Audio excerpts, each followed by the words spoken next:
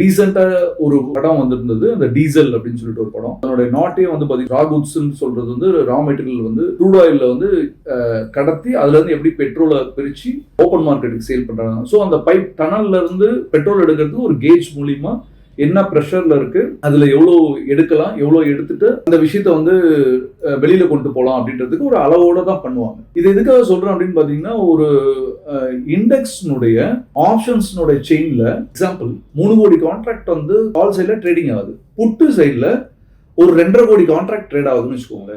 இப்போ நான் ஒரு கொஸ்டின் கேட்கிறேன் உங்ககிட்ட, இந்த 3 கோடி கான்ட்ராக்ட் ட்ரேட் ஆயிருக்க இடத்துல மார்க்கெட்ல பையர்ஸ் அதிகமா இருக்காங்களா, செல்லர்ஸ் அதிகமா இருக்காங்களா? 2.5 கோடி கான்ட்ராக்ட் ட்ரேட் ஆயிருக்க இடத்துல மார்க்கெட்ல பையர்ஸ் அதிகமா இருக்காங்களா, செல்லர்ஸ் அதிகமா இருக்காங்களா? மைட் பி எனக்கு ரிவ்யூ போட்டவங்களே இந்த வீடியோ பாத்தீங்கன்னாலும் இதுக்கு ரிப்ளை பண்ண பாருங்க. ஸோ இந்த கேள்விக்கு வந்து பதில் தெரிஞ்சது அப்படின்னா 100% நீங்க சொன்னதை நான் அக்செப்ட் பண்ணிக்கிறேன். இந்த கேள்விக்கு உங்களுக்கு பதில் தெரியல அப்படின்னா 100% நான் சொல்றது உங்களுக்கு புரியவே இல்லைன்னு தான் சொல்லணும்.